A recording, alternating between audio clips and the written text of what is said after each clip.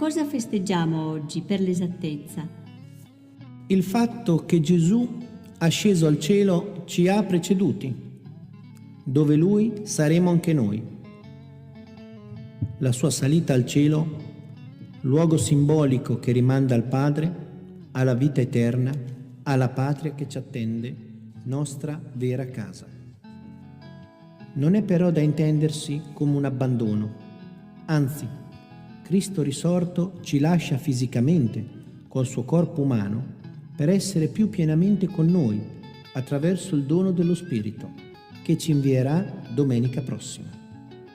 Se dal IV secolo questa solennità era celebrata il giovedì della sesta settimana di Pasqua, in Italia dal 1977 si festeggia di domenica.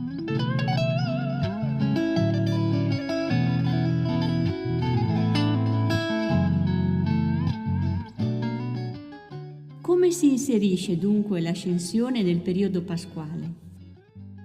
Ormai sappiamo che quello che chiamiamo giorno di Pasqua è in realtà un periodo liturgico, il più importante dell'anno, che dura 50 giorni, quelli che vanno dalla risurrezione alla Pentecoste appunto.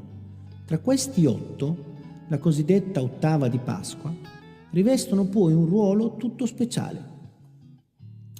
In questa cinquantina si inserisce la festa dell'Ascensione, celebrata dalla seconda metà del IV secolo, una settimana prima del termine dei 50 giorni, andando in tal modo a spezzare quel filo rosso che univa Pasqua e Pentecoste.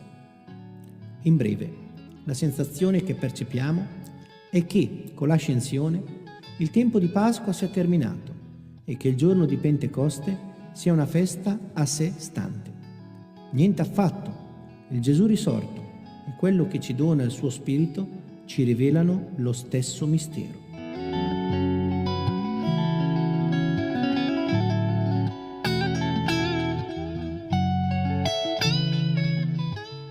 L'ascensione di Gesù è un fatto unico oppure in altre occasioni la Bibbia ci parla di questo fenomeno?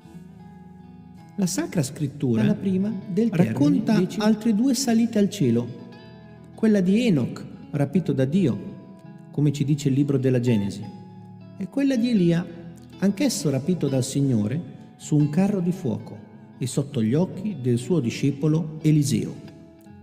Quella di Gesù ci è narrata invece da Luca nel suo Vangelo e negli Atti degli Apostoli, da Marco e in forma indiretta da Giovanni, oltre che dalla lettera agli Ebrei.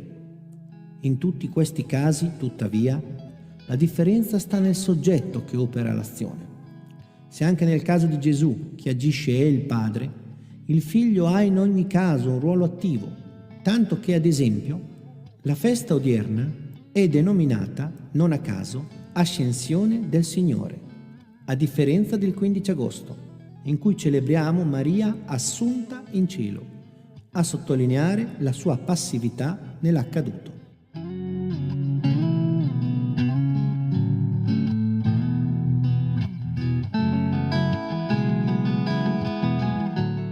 Poco fa dicevamo che dove è Lui, in cielo, saremo anche noi.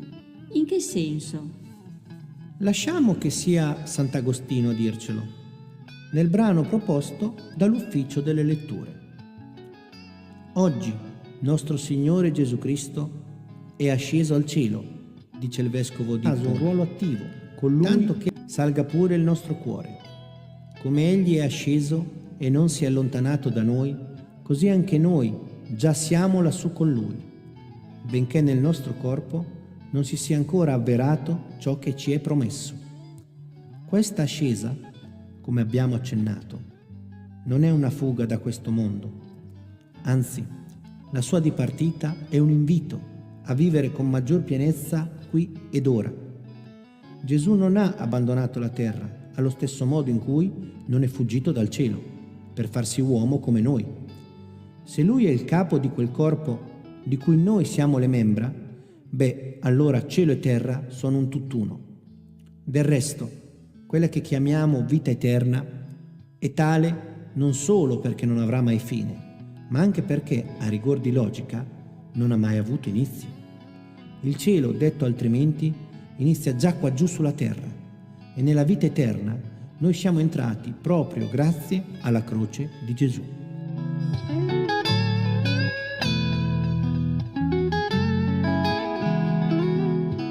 L'Evangelista Marco ci dice che Gesù, dopo essere asceso al cielo, sedette alla destra di Dio. Cosa significa esattamente? Cristo glorificato alla destra del Padre ci dice che una parte di noi è già all'interno del santuario celeste e che Egli rende partecipe la sua Chiesa della propria divinità. Avviene nuovamente quello che San Leone Magno chiama admirabile commercium.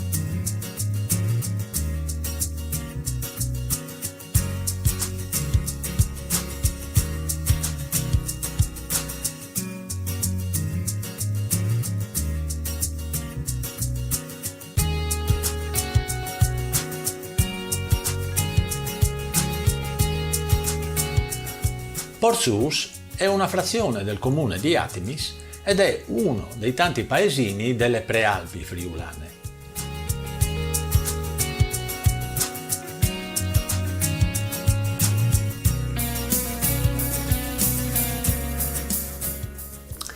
Le malghe di Porcius sono conosciute a livello nazionale per il famoso eccidio dei partigiani della Brigata Osopo che è avvenuto nel febbraio del 1945.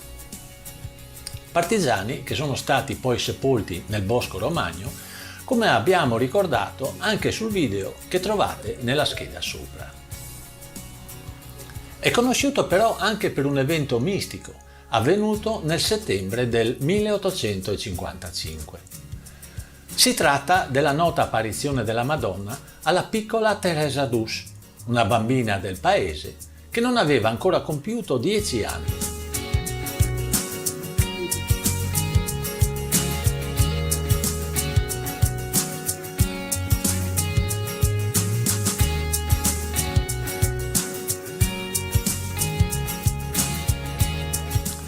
La prima apparizione è avvenuta nel Prato della Dolina, dove 30 anni dopo è stata costruita la cappella che ancora oggi è meta di pellegrinaggio.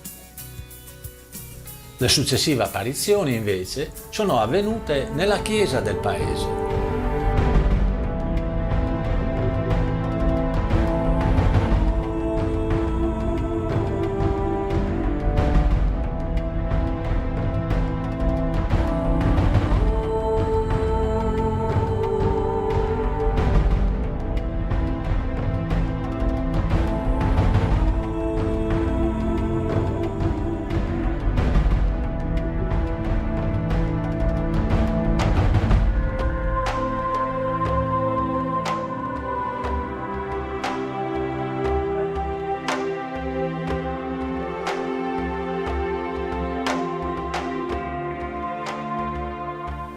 In un primo momento i genitori e la comunità non credevano a questi racconti della bambina. A seguito dell'apparizione, però, sulla mano sinistra di Teresa è apparso un segno che lei ha detto essergli stato impresso dalla Madonna stessa. Si trattava di un segno che ha destato molto clamore nel paese e che consisteva in una crocetta di circa 3 cm di colore oro. Nonostante i genitori e anche altre persone incredule avessero cercato di cancellarla sfregando e lavando, la crocetta dorata risultava assolutamente indelebile. Poco tempo dopo, a causa di un'epidemia di colera, Teresa è rimasta orfana. Fu portata così a Udine, nella casa delle derelitte di Don Luigi Scrosoppi, il prete friulano che nel 2001 è stato dichiarato santo da Giovanni Paolo II per l'esempio di carità che ha testimoniato in favore delle tante bambine orfane a causa di queste epidemie che allora imperversavano in Friuli.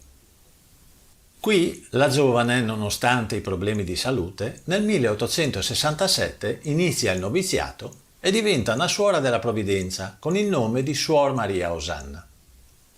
Muore però giovanissima di tubercolosi il 17 agosto del 1870 e le suore della sua comunità hanno testimoniato che la croce dorata, che era sempre ben visibile sulla sua mano, con la morte è diventata di colore bianco. Chi volesse approfondire questo avvenimento lo può fare documentandosi su internet o leggendo uno dei vari libri che trattano di questa apparizione.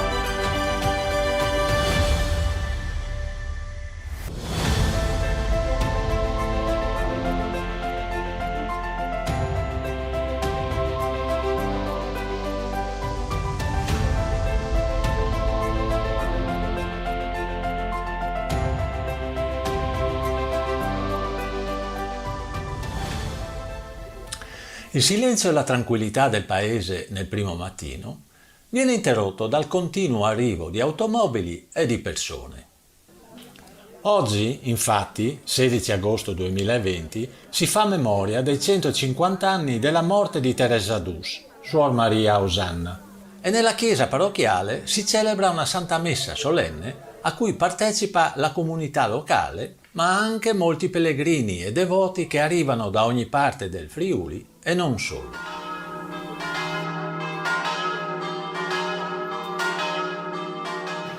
Il Vangelo di questa domenica che il diacono ci ha appena letto. La Santa Messa è